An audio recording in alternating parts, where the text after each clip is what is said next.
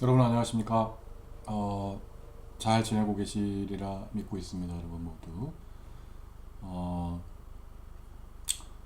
지난 시간에 여기서 이제 멈춘 것으로 제가 기억을 하고 있습니다. 요 부분 좀 더 그 다음 PPT에서 자세하게 다루는데요. 굉장히 중요한 이슈입니다. 어, 그러니까 만약에 어, 그러니까 단순회기 추정을 할 때와 다중회기 추정을 할 때 우리가 그 양쪽에 포함된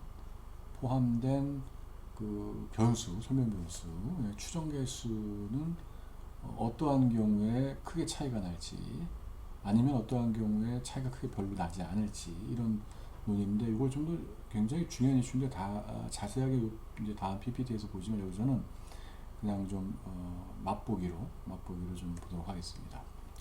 예를 들어서 그래서 이제 y를 그 x1이라는 설명변수 단 하나에 대해서만 이제 그 단순 회귀를 한다. 그랬을 때 여러분 지금까지는 이제 이렇게 추정했다라는 것을 이제 햇만 씌웠는데요.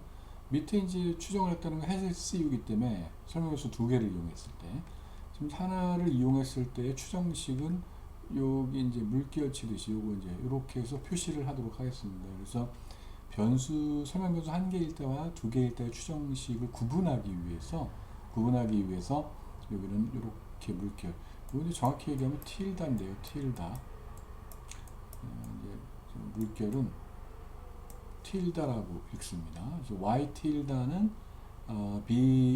비타 0의 틸다 플러스 비타 1의 틸다에다가 x1을 곱한 것이다. x1을 곱한 것이다.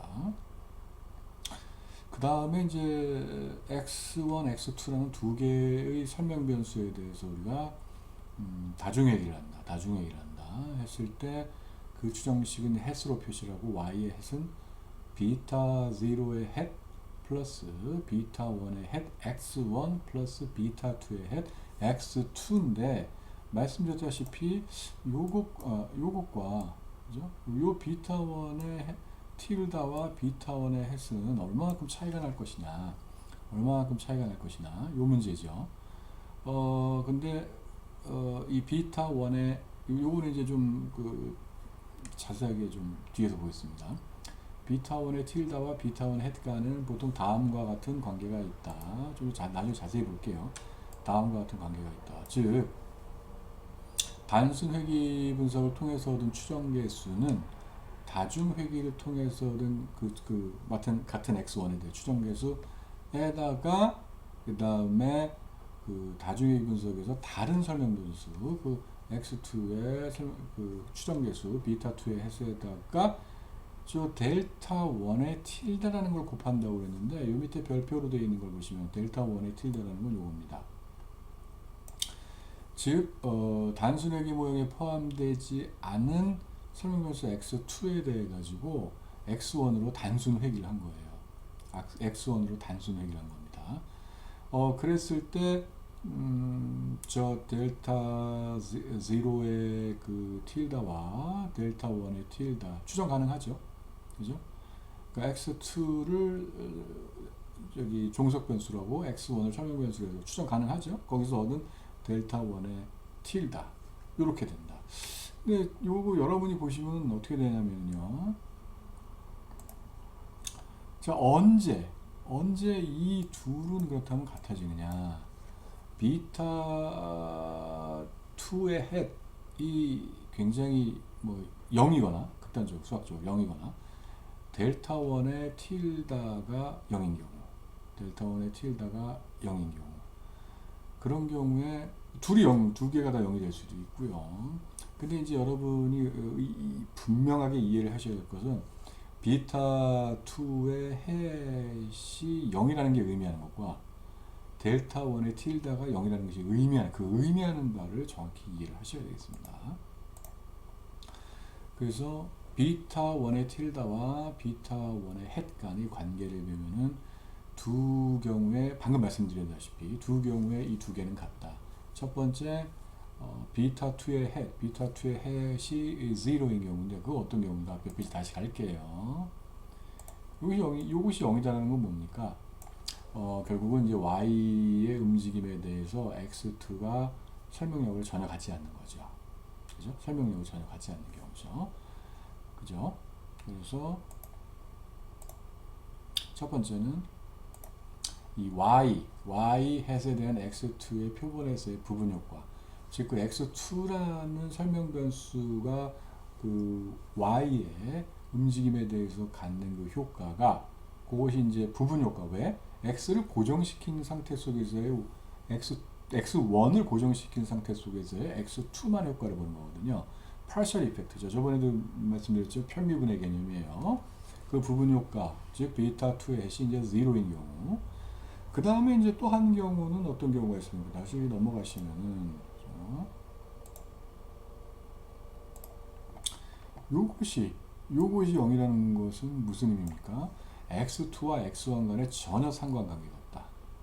아셨죠? x2와 x1 간에 전혀 상관관계가 없다. 그죠? 저게 0이라는 의미는 x2와 x1 간에 전혀 상관관계가 없다는 얘기거든요. 그래서 두 번째 x1과 x2가 표본에서 상관되지 않은 경우, 그것이 의미하는 바가 델타 1의 틸다가 제로인 경우다. 그래서 단순회귀와 다중회귀 추정값들이 완전히 동일한 경우는 없다고 보아도 되지만, 그죠? 베타 1의 틸다와 베타 1의 햇은 항상 거의 모든 경우 다릅니다.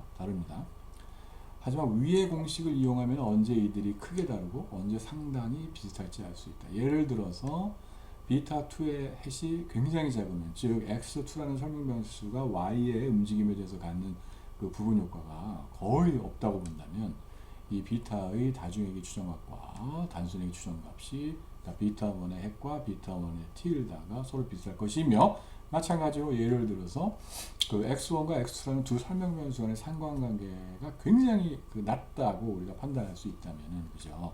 베타 1의 틸다와 베타 1의 햇이 또 마찬가지로 굉장히 가까울 것이다. 그 값이. 요거를 갖다가 제가 예를 가지고 한번 기록을 해둔 게 있습니다. 그래서 이제 죄송합니다.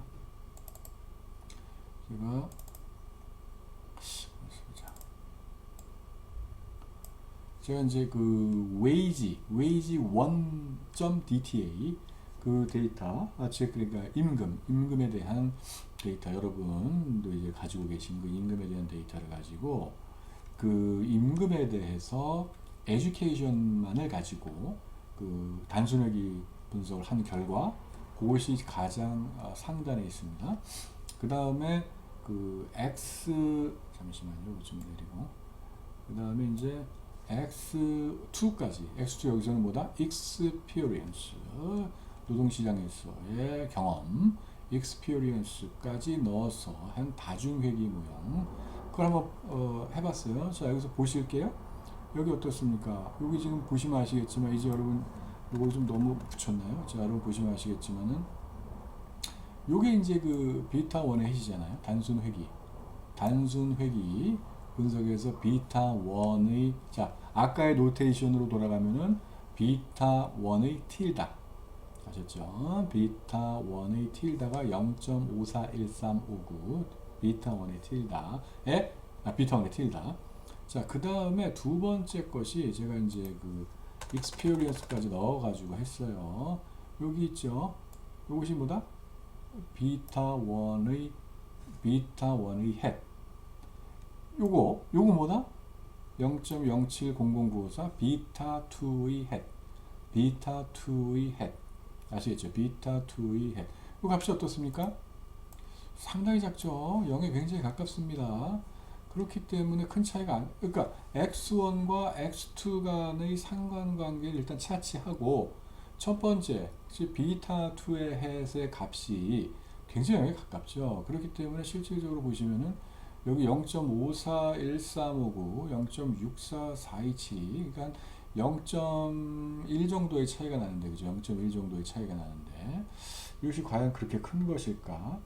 굉장히 작다라고 저는 판단이 되거든요. 물론 굉장히 어느 정도는 주관적인 판단이지만 그래서 겸사겸사해서 제가 또 겸사겸사해서 이 experience라는 X2에 대해서 X1 education을 갖고 그 단순 회귀 분석을 한번 해보았어요.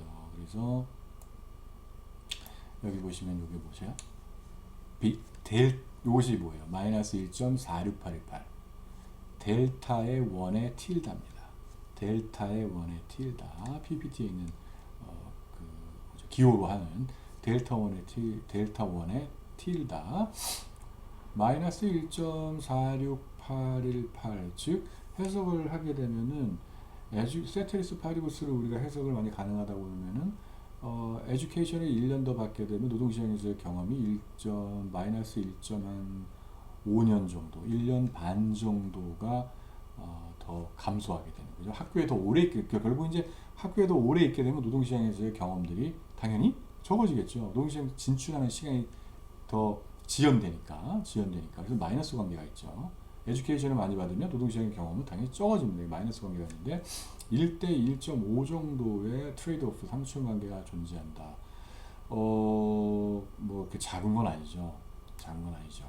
그렇기 때문에 저의 이 분석에서 저의 어떤 개인적인 생각은 델타 1의 틸다 자체는 그렇게 작지 않지만 비타 2의 해세 값이 상당히 0에 가깝다. 그렇기 때문에 비타 1의 틸다와 비타 1의 헷 간에 0. 뭐 예를 들면 5와 0.6 정도 웨이지 시간 단위를 설명하는 데 있어서 과연 그게 큰가? 별로 크지 않다고 보여지는 거예요. 이 예에서는. 여러분께 당부하고 싶은 것은 여러분이 이걸 항상 그레텔에서 혹은 여러분이 그 사용 가능한 그 통계 패키지에서 항상 동일하게 연습을 해주셔야 돼요. 동일하게 연습을 해주셔야 됩니다. 자, 이렇게 한번 예시를 통해서 볼 수가 있겠다.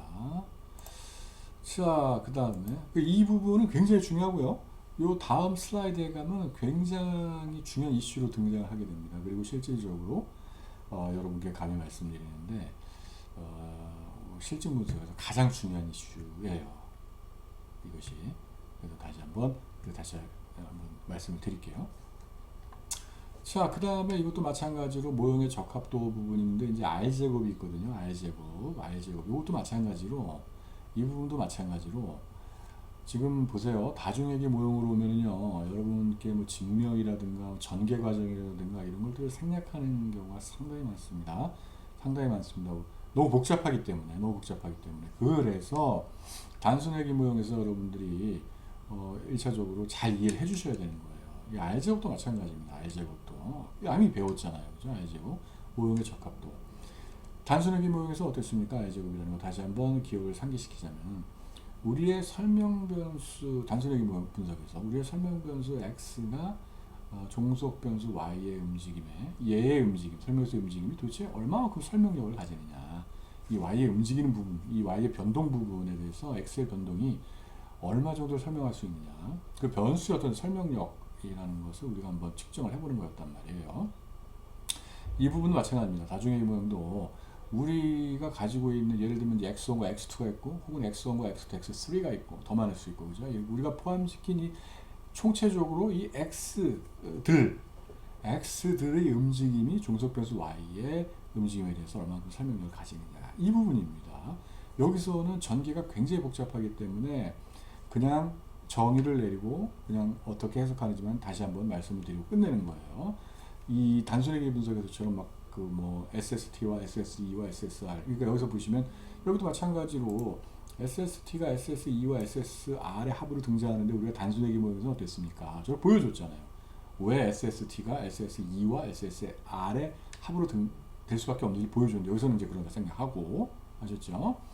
일단 R제곱이라는 것은 1-SST분의 SSR 그죠? SSR은 잔차 제곱합이었잖아요. 그래서 우리가 뭐 관찰되지 않는 어떤 것들에 의한 어떤 Y에 대한 설명력이잖아요. 그걸 뺀 거 우리가 이제 설명할 수 있는 부분이죠. 결국 X가 담당하는 부분. 그래서 R제곱은 마찬가지로 이렇게 쓸 수가 있다는 거는 저 식 자체는 단순회계 분석과 동일합니다. 그죠? 단순회계 분석과 동일합니다. r제곱은 이제 실제값과 맞춤값 사이의 표본 상관계수의 제곱과 같다. 이것도 도출할 수 있으나 당연히 스킵을 하도록 하겠습니다. 중요한 거는 이 가장 마지막 줄에 있습니다. 마지막 두 줄에 있습니다. 이걸 여러분이 굉장히 잘 인식을 하고 계셔야 돼요. 이 회귀 모형의 독립변수 x들을 하나씩 더 추가하면 할수록 일반적으로 r제곱은 조금이라도 증가합니다. r제곱은 증가합니다. 그래서 우리가 착각하지 말아야 되는 게 어떤 회귀 모형에 어떤 변수를 추가하더라도 r제곱은 감소하지 않기 때문에 최소한 증가하지 않지만 감소하지 않기 때문에 그냥 감소하지 않거나 증가할 둘 중에 하나라는 경우죠. 그렇기 때문에 이 r제곱을 가지고 이 모형에 이 변수를 넣어야 할지 말지를 결정하는 것은 좋은 지침이 되지 못한다. 좋은 지침이 변수를 넣으면 자동적으로 r제곱은 감소하지 않고 증가하게 되어 있기 때문에 어떤 설명변수를 넣든지 간에 그렇기 때문에 이 설명변수가 저 y의 움직임을 설명하는 좋은 설명변수인지를 그렇게 판단하기는 힘들다는 거예요. 힘들다는 거예요. 아셨죠? 잘 알아두셨으면 좋겠습니다. 자, 그 다음 요 예를 한번 보여드리기 위해서 한번 이런 이제 예가 있어요. 이걸 통해서 자, 요것은 이제 범죄. 저번 아주 애초에 우리가 이제 논의를 했었던 게리 베커 그 범죄에 대한 그 모형인데요. 여기서 설명해서 지금 3개 있죠. 여러분 보시기에 이제 3개. 그러면서 요거 3개 있습니다. 자, 그 다음 페이지에 4개로 늘어나는데 이제 r제곱이 어떻게 변동하는지를 보여드리는 거예요. 그걸 하기 위해서 이 예제를 집어넣은 겁니다. 볼게요. 자, 지금 NARR 그러니까 number of arrest거든요. 그러니까 86이라고 되어 있으니까 굉장히 옛날 자료죠. 옛날 데이터를 가지고 한 겁니다. 그러니까 1986년도 한 해 동안에 이 표본에 포함된 개인들이 있을 거 아닙니까? 뭐 100명이면 100명, 1000명의 어떤 개인들을 조사했겠죠. 개인이 범죄를 저질러서 체포된 횟수. 대부분의 사람들은 아마 0일 거고요. 그 중에 일부 이제 범죄를 저지른 사람들이 있을 것이고, 이제 그것이 한 해 동안에 보통 저질렀어도 1인 경우가 있겠지만, 뭐 이제 2나 뭐 3, 4, 극단적인 경우에 뭐 이런 개인들도 있긴 있겠지만, 극히 드물다고 보여져요, 일단. 그 다음에, 설명변수를 첫 번째 PCNV는 1986년 이전에 검거된 것 중에 기소된 경우, 그죠? 여기서 이제 어떤 개인들마다 전부 이제 이 트랙 레코드가 있는 거예요, 개인들마다. 그래서 80년 이전에 예를 들면 이제 그러니까 경찰한테 체포가 된 적이 몇 번 있는데 이것이 이제 궁극적으로 기소가 돼서 재판까지 이제 가게 되는, 그죠? 검찰에 의해서 기소가 되는 그 비율이 있을 거 아닙니까? 이게 범죄가 여러분도 아시겠지만 체포된다고 해서 전부 기소가 되는 게 아닙니다. 증거불충분으로 이제 석방될 수도 있고요. 그러니까 100번이 체포가 되면 예를 들면 100번 너무 많죠. 근데 이제 예를 들면 예를 들어서 100번이 체포가 됐는데 예를 들면 10번이 기소가 됐어요. 그렇게 되면 어떻게 되나 저값이 0.1 아셨죠? 그 다음에 이제 P타임인데 프리즌 타임 그러니까 1986년에 그러니까 이제 결국 범죄를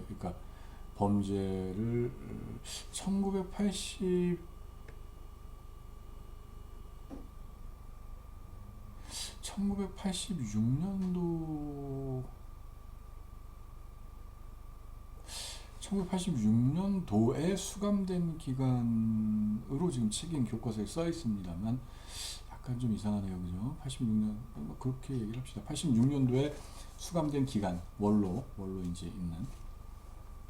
그 다음에 이제 QAMP 이제 Q가 이제 분기, 그죠? 분기. 그 다음에 employment 86년도에 일을 한 이제 분기의 수 0부터 4가 있겠죠. 그러니까 1년 내내 일을 안 했을 수도 있지만 1년 내내 일을 하면 4분기니까 4가 될 수 있죠. 0, 1, 2, 3, 4 중에 이제 한 값을 취하겠죠. 자, 그래서 보시면은 이 사인들은 이 사인이 일단 여러분이 확인해야 될 것은 무엇을 하시든지 간에 이 사인을 이제 확인하시는 게 좋습니다. 여러분이 어떤 실증 분석 문헌이라든가 아주 단순한 거라도 신문에서라도 만약 저런 것들을 보시게 되면은 이 부호가 중요해요. 부호가 일단 부호가 우리가 상식적으로 생각할 때의 그것과 이제 죄송합니다. 맞아 떨어지는지 이게 이제 궁금하죠. 자, 여기서는 다시 한번 말씀드리자면 아직은 추정만 논의하고 있기 때문에 추론은 없어요. 지금 이게 지금 유의한지 통계적으로 저 마이너스 0.15, 마이너스 0.034, 마이너스 0.104 이것들이 실제적으로 통계적으로 유의한지는 우린 모른단 말이에요. 이렇게 말씀드리고 싶은 거예요. 모르는 겁니다. 유의하다고 보는 거예요. 그러니까 일단은 지금. 자, 그랬을 때 마이너스라는 부호가 우리가 생각할 때 상식적으로 납득이 되느냐. 자, 첫 번째 건 뭐예요? 이 사람들이 살아오면서 지금 검거됐는데 기소된 경우가 비율이 높아져. 일단 체포되면 기소가 돼서 깜빵할 확률이 높아지는 거죠. 그렇게 되면 어떻게 돼요? 범죄를 저지르려고 하는 어떤 그런 게 시도나 이런 것들이 생각이나 이런 것들이 아무래도 이게 이제 적어지기 때문에 마이너스, 그죠? 마이너스 효과를 가진다는 거 상식과 좀 부합이 되죠. 그 다음에 이제 수감된 기간이 길면 길수록 범죄를 저지르려고 하지 않겠죠. 그죠? 마이너스. 일을 하면 어떻습니까? 일을 한다는 건 무슨 소리입니까? 범죄를 저지르지 않고 노동에 의해서 어떤 자기의 경제적인 기반을 마련하는 그런 행위이기 때문에 당연히 범죄 저지르는 그 횟수에 대해서 음의 효과를 가지겠죠. 그래서 부호 마이너스 세 개의 마이너스는 전부 우리가 상식적으로 봤을 때 이 상식적이라는 건 사실 여러분들 마음속에 있는 어느 정도의 좀 이론들이거든요. 그것이 뭐 수학적이 아니더라도 제가 계속 말씀드리지만 여러분이 생각할 때 논리적으로 이렇게 되면 이렇게 되지 않을까를 벌써 염두에 두고 있다는 것은 여러분이 이론을 갖고 있다는 거거든요. 자, 마이너스. 그 다음에 2,725명의 개인들을 대상으로 했고, 그 다음에 R제곱은 0.0413이다. 여러분들이 보시기엔, 야, 저건 너무 0에 가깝고, 저건 너무 좀 작은 거 아니냐. 여러분, 저 R제곱은 계속적으로 말씀드리지만, R제곱 자체가 어떤 뭐지, 그 모형에 대해서 X들이 설명력을 판단하긴 하지만, 그렇다고 해서 이 모형이 좋은 모형이냐, 안 좋은 모형이냐를 판단할 수 있는 근거는 되지 않습니다, 여러분. 아시겠죠? 단지 우리가 지금 갖고 있는 x들이 얼마만큼 설명력을 갖고 있는지를 판단할 뿐, 저 y제곱을 가지고 이 모형 자체가 잘 됐다, 잘못됐다를 판단할 수는 없다는 얘기예요. 중요한 것은 r제곱이 사회과학에서의 추정에서는 굉장히 낮게 나오는 경우들이 상당히 많습니다. 왜냐하면 그만큼 인간의 행동이라는 건 우리가 어떤 몇 개의 변수를 가지고만 설명하기가 굉장히 힘들기 때문에 좀 자연스러운 현상이에요. r제곱이 그렇게 높지 않다는. 근데 그 r제곱이 낮다고 해서 이 모형이 잘못되어 있느냐? 그렇게 판단할 수는 없다는 얘기예요.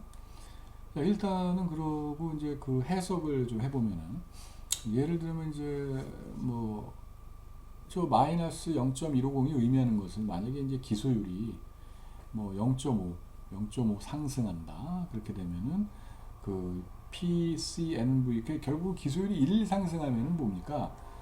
마이너스 0.15 기소율이 1이 상승하면 1이 상승하면 그러니까 잡히면 그대로 기소되는 거죠. 이러면 그죠?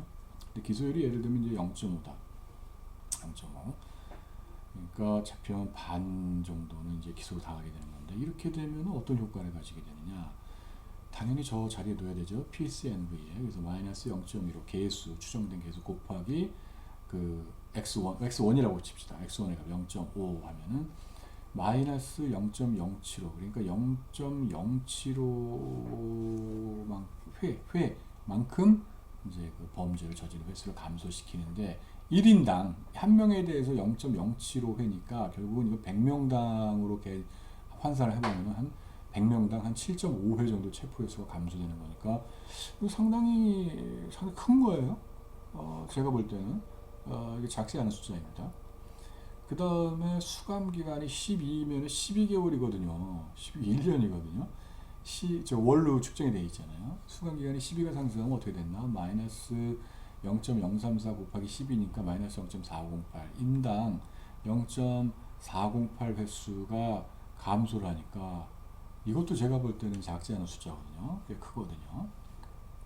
그 다음에 일한 분기수가 1 상승하면은 마이너스 0.104 곱하기 1이니까 인당 0.104 횟수 이것도 작지 않은 것 같거든요. 0.104 횟수만큼 준다. 그래서 100명당 10.4회 100명으로 치면 그죠? 10.4회 체포 횟수가 감소하는 게 굉장히 큰 겁니다. 그렇기 때문에 이제 이것이 보여주는 거는요, 여러분, 그 여러분이 이제 여러분이 딱 생각을 하실 거예요. 그러니까 이것이 결국은 사회에서 여러분 그런 그 논의들이 많이 되잖아요. 아, 이 범죄들이 된다. 야, 도대체 우리나라의 사법적인 어떤 그 양형 제도가 이게 문제가 있는 게 아니냐. 이제 계속적으로 이제 신문이나 언론에서도 뭐 계속 나오는 거고, 여러분 개인들도 아마 어떤 때는 야, 이건 너무 이 범죄들이 이렇게 있으면 이거 좀 처벌을 좀 굉장히 타이트하게 해야지 이게 좀 좀 되는 거 아닌가? 그래야지 이게 좀 범죄가 주는 거 아닌가? 이렇게 생각하시는 이제 분들도 있을 것이고, 그죠? 대부분이가 그렇게 생각하죠. 근데 여기서 제가 한번 그 말씀을 드려보고 싶은 것은 우리가 경제학도이기 때문에 세 번째 포인트가 상당히 중요하다. 제가 볼 땐 어떤 결국은 요 둘은 뭡니까? 법을 굉장히 좀 더 엄하게 이제 가져가는 것이 어떻게 했느냐, 범죄의 감소를 위해서. 근데 우리가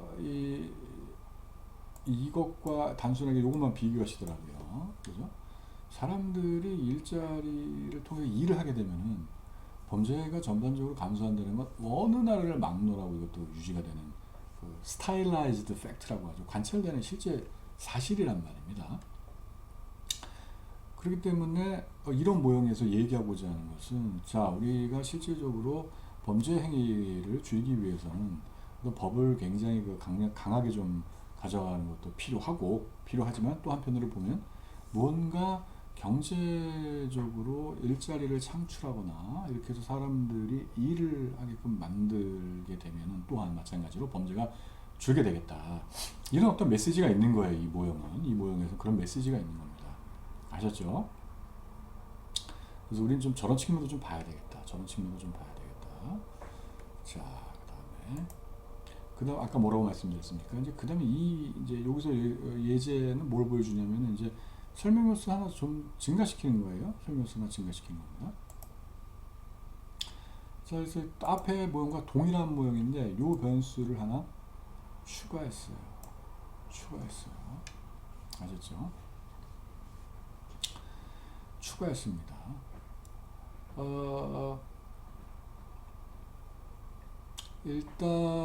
일단은 우리가 이 예제를 목적이 뭐였어요? 이 i 제곱이 어떻게 되느냐? i 제곱이 여기서 지금 어떻습니까? 0. 앞에 설명서 3개일 때 0.0413 뒤에 0.0422 이 굉장히 미미한 양이라고 할지라도 설명수 하나가 증가가 되니까 i 제곱 증가하잖아요, 그죠? i 제곱은 증가하지 않습니까? 그렇다고 해서 우리가 AVGSN이라는 새로운 설명 변수를 여기다 놓아야 될지 말아야 될지를 판단하는 기준은 못 된다는 얘기예요, 저 자체가. 왜냐면 어떤 이상한 변수를 집어넣어도 i-제곱은 늘어나게 되어 있습니다. 저 자리에 하다못해 average, 저 average sentence거든요, sentence. 저게 아니라 무슨 예를 들면 올해 한해 팔린 아이스크림 개수, 그 사람이 그 올해 안에 소비한 아이스크림의 개수 이런 걸 집어넣어도 i-제곱은 증가한다는 얘기입니다. 아니면 적어도 감소하진 않는다는 얘기입니다. 아셨죠? 그렇다고 해서 그게 좋은 변수는 아니지 않습니까? 좋은 변수는 될 리가 저는 전혀 모르겠습니다. 여러분들 중에 거기에 대해서 아니다, 그 왜 아니냐라고 이제 말씀을 하실 분들도 혹시 있을지는 모르겠습니다. 제가 볼 때는 그게 좋은 변수는 아닙니다. 그런 의미예요. 자, 그래서 여기서는 일단은 앞에 모형과 이제 같은데 요 이제 새로운 변수 average sentence 뭡니까? 개인별로 1986년 이전에 기소된 사건들에서 언도된 형량. 그러니까 1982 이전에 이 사람들이 감옥에서 살았던 그 어떻게 보면 형량이니까 감형이 될 수도 있고 어떻게 하지만 다 살았다고 보고 그 형량의 평균값이다. 아셨죠? 자, 일단은 아까 말씀드렸다시피 이전 모형에다가 average sentence를 추가하면 일단 i-제곱은 증가를 하게 된다. 근데 여러분 이거 지금 거의 지금 앞에 거랑 숫자가 약간씩 당연히 달라지지만 변수를 추가하게 되면 그 원래 추정치의 값은 좀 달라지죠. 일단 그 i-제곱 값이 작더라도 회계 분석 결과는 세테리스 파리우스에 대해서 좋은 추정치를 제공하기도 한다는 거예요. 아셨죠? 이게 중요한 겁니다. 아셨죠? 이 전체적으로 설명력은 Y의 움직임에 대해서 이 설명력은 그 움직임 자체가 갖는 설명하는 부분은 작을 수 있지만 그 각각이 설명하는 것들은 세테리스 파리우스 효과를 가진다는 걸 보여준단 말이에요. 그러니까 모형이 잘 돼 있는 모양이냐 안 돼 있는 모양이냐를 나쁜 모양이냐를 설명하는 기준의 척도가 될 수는 없다는 얘기예요. 아시겠죠? 자, 근데 여기서 이제 좀 흥미로운 거는 저는 여러분이 이 사인에 대해서 어떻게 생각하십니까? 이 사인에 대해서. 기존에 깜방 가서 살았던 것이 길면 길수록 범죄를 저지르지 말아야 되는 것이 아니냐라고 생각할 수도 있고요. 그래서 이제 플러스가 나오는 게 좀 이상하지 않느냐라고 생각할 수도 있고, 그죠? 아니면은 플러스가 나올 수 있는 경우 그런 게 있죠. 그러니까 이전에 평균적으로 80년 이전에 그죠? 이전에 어떤 자기가 깜빵 가서 있었던 기간이 길어지면 뭡니까? 뭐 그런 거 많이 얘기하잖아요. 그러니까 그 감옥에 가서 또 다른 범죄를 배운다는 말이 있지 않습니까? 그죠? 가서 그런 다른 범죄를 저지른 사람들을 만나가지고 오히려 더 범죄를 저지를 수 있는 그 가능성을 더 가지고 나온다는 그런 얘기도 있지 않습니까? 그래서 저건 어떻게 보면은 그런 효과를 가지고 있을 수도 있겠다. 만약에 저 0.0074가 저 양의 값으로 통계적으로 유의하다고 나온다면, 저것이 만약에 이제 통계적으로 유의하지 않으면 우리가 신경 쓸 필요가 없는데, 통계적으로 유의하다면 아마 그런 해석이 가능하지 않을까. 그런 해석이 가능하지 않을까. 저는 그런 생각을 한번 잠깐 해보았습니다. 자, 그래가지고, 자, 이 다중회귀 모형 첫 번째 PPT는 여기서 마치고요. 그 다음 계속적으로 논의를 이어가도록 할게요. 보겠습니다. 자, 다중회귀 모형 2. 다중회귀 모형 2. 자, 여기서 뭘 하느냐. 우리가, 정리 3개 배웠잖아요. 단순회귀 모형에서. 그죠? OLS 추정, 첫 번째 정리가 뭐였습니까? 어떠한 조건 하에서 그 조건들이 충족이 된다면 OLS 추정량은 불편 추정량이다. 배웠죠? 자, OLS 추정량들, 불편 추정량이 뭐예요? 그 추정치의 기대값이 뭐다? 모수와 같다. 그럴 때 불편 추정량이다. 말씀을 드려서 첫 번째 여기서도 마찬가지로 다중회귀 모형에서 OLS 추정량들의 기대값은 어떻게 되느냐? 이게 모수로 될 것이냐 아닐 것이냐? 그 정리일의 연장선, 다중회귀 모형으로의 연장선이 되겠습니다. 그래서 OLS 추정량들의 기대값을 보고요. 자, 2, 3번이 바로 아까 말씀을 드렸던, 그러니까 x1으로 단순 회귀 모형을 했을 때와 x1에 x2까지 해서 다중 회귀 모형을 했을 때 이 그러니까 비타1의 틸다와 비타1의 햇이 어떤 조건을 해서 갖고 어떤 조건이 다를 거, 이거 얘기했었잖아요. 이거를 좀 더 자세하게 살펴보는 게 2번, 3번입니다. 2번, 3번. 아셨죠? 그 얘기를 좀 진행을 하도록 하겠습니다. 자, 그렇다면 이제 우리가 마찬가지로 OLS 추정량들의 어떤 기대값에 대해서 논의하려면은 마찬가지로 가정이 필요하고요. 단순히 이제 단순 선형회귀 모형에서의 가정들의 연장선상도 있지만 여러분이 지금까지 보지 못했던 가정도 등장하게 됩니다. 보실게요. 자, 아래에서는 다중회귀 분석이 바탕을 두고 있는 가정들과 그 가정들 하에서 OLS 추정량들이 갖는 통계적인 특성들에 대해서 논의를 한다. 가정 MLR1 Multiple Linear Regression 가정 1. 아시죠? MLR은 Multiple Linear Regression 아셨죠? 다중 선형 회귀 모형의 가정 1. 마찬가지로 단순 선형 회귀 모형과 마찬가지로, 자, 모형은 모수들에 대해서 선형이다. 자, y는 베타 0 플러스 베타 1 x1 플러스 베타 2 x2 플러스 점점점 플러스 베타 k xk 플러스 u에서 이 변수들에 대한 선형이, 선형은 비선형은 우리는 별로 개의치 않고, 저 베타 0, 베타 1, 베타 2, 베타 k 저것들에 대해서 선형이라는 겁니다. 아시겠죠? 그건 무슨 의미다? 베타 0, 베타 1, 베타 2, 베타 k. 그냥 저번에도 이제 표현이 참 생자로 그냥 그대로 있는, 뭐 루트가 씌워진다거나 제곱이 가거나, 뭐 제가 베타들에 대해서는 그런 그 어떤 그 변환들이 이루어지지 않아야 되겠다. 그렇게 되면은 모형이 모수들에 대해서 선형이다. 그 다음에 이제 이것도 이제 단순의 선형외계 모형이랑 마찬가지로 당연히 표본은 임의 추출 표본이다. 아셨죠? 가정 MLR1의 모집단 모형을 따른 n개의 관측값들의 임의 표본이 있다. 임의 표본, 임의 표본. 임의 표본 굉장히 강조하잖아요, 여러분. 임의 표본이 아닌 경우에 또 편의가 발생합니다. 추정을 하게 되면 편의가 발생을 해요. 임의 표본이 아닌 경우 문제가 심각해집니다. 임의 표본이 아닌 경우에 소위 말하는 selection 고른다는 selection 프로블럼이 발생을 하고요. 그 문제에 대해서 논의를 지금 이 한 학기 코스에서는 지금 할 수 없다는 게 조금 그러네요, 그죠?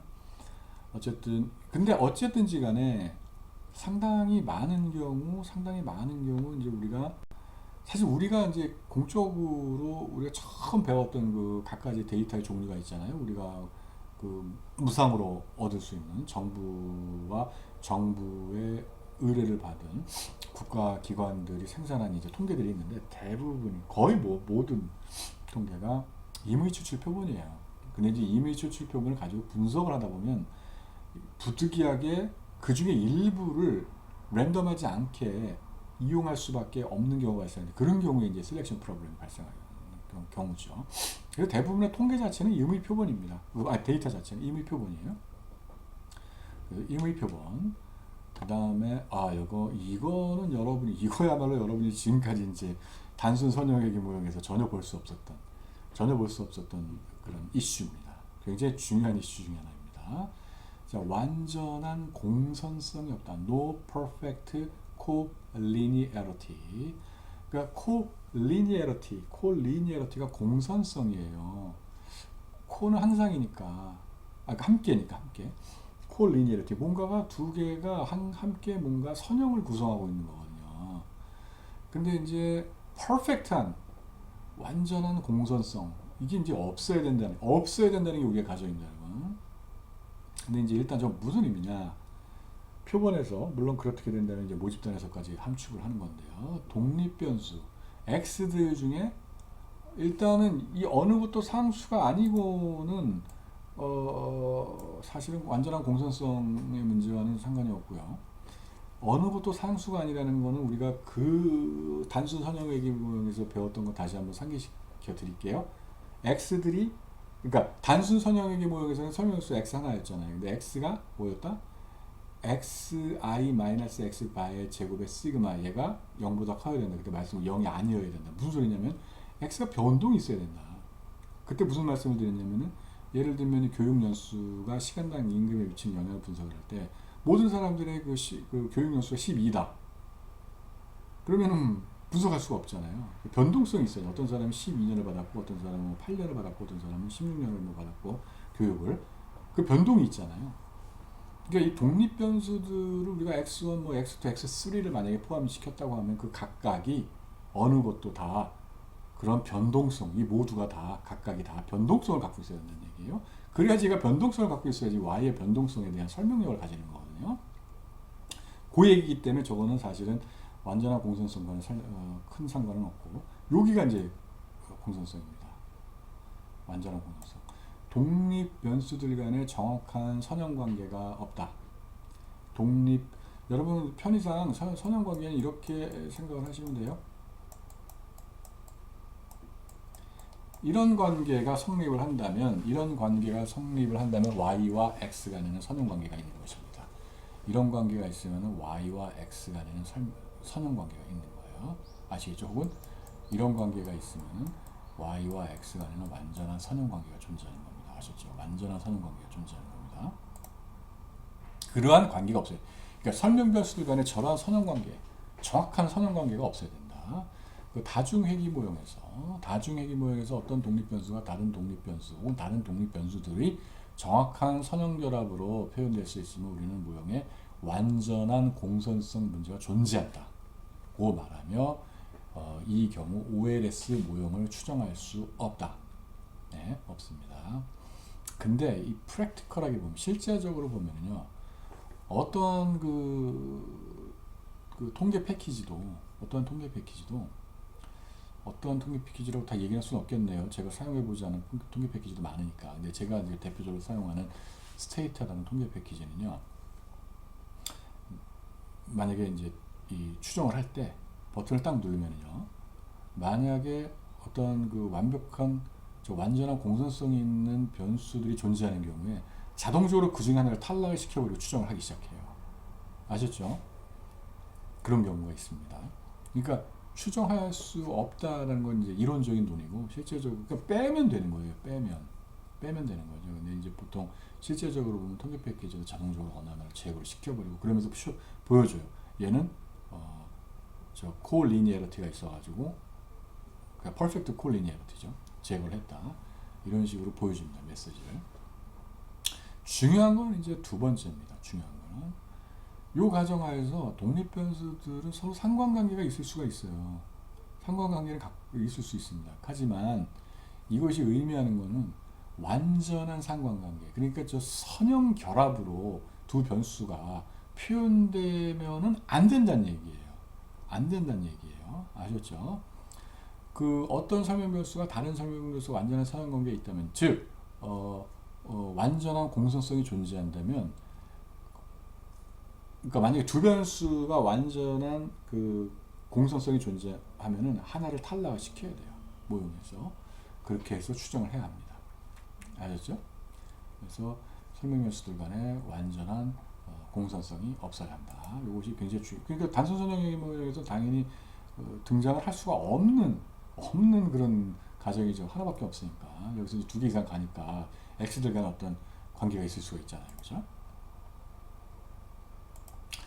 그래서 예를 들면은 이제 시험 점수 저번에 봤던 모형 중에 하나입니다. 예로 이제 average score 어떤 이제 학생들의 이제 평균 시험 성적이 되겠고 익스펜디처는 학교가 학생들에게 1인당 학생 1인당에 지출하는 비용이죠. 뭐 예를 들면 이제 어떤 교육적인 어떤 서포트를 해줄 수 있는 그죠?